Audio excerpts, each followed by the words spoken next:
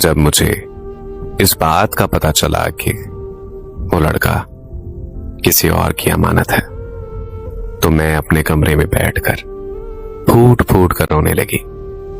مجھے اس وقت اپنا ہوش تک نہیں رہتا تھا، کب دن ہوتا تھا کب رات ہوتی تھی کچھ پتا نہیں ہوتا تھا، اور کئی دن تک میں نے کچھ بھی کھایا پیا نہیں تھا۔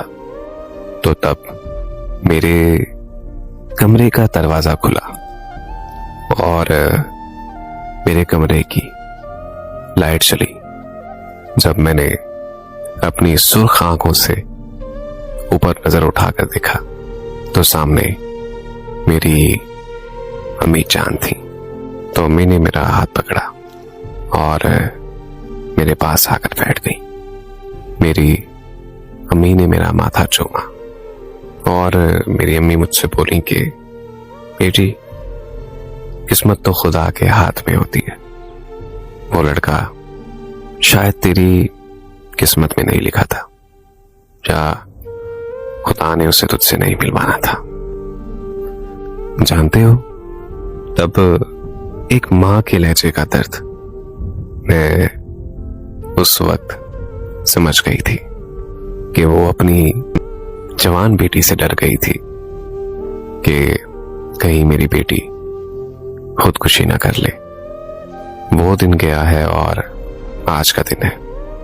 تب سے میں آج تک اپنی ماں کے سامنے کبھی روئی نہیں ہوں، لیکن ایک بند کمرے کا حال کون جانے، جس کمرے میں صرف اور صرف تنہائیاں ہوں اور اس کی میٹھی میٹھی یادیں ہوں۔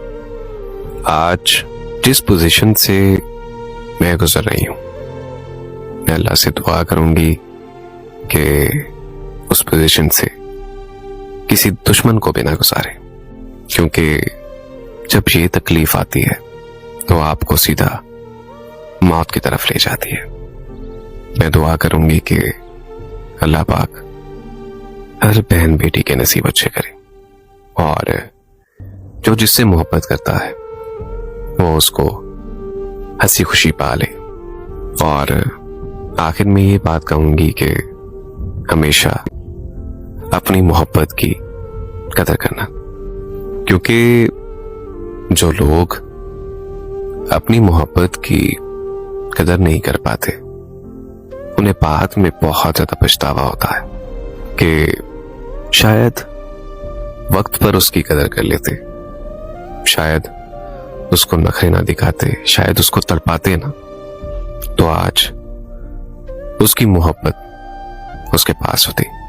ہمیشہ اپنی محبت کی قدر کرنے والے بنو۔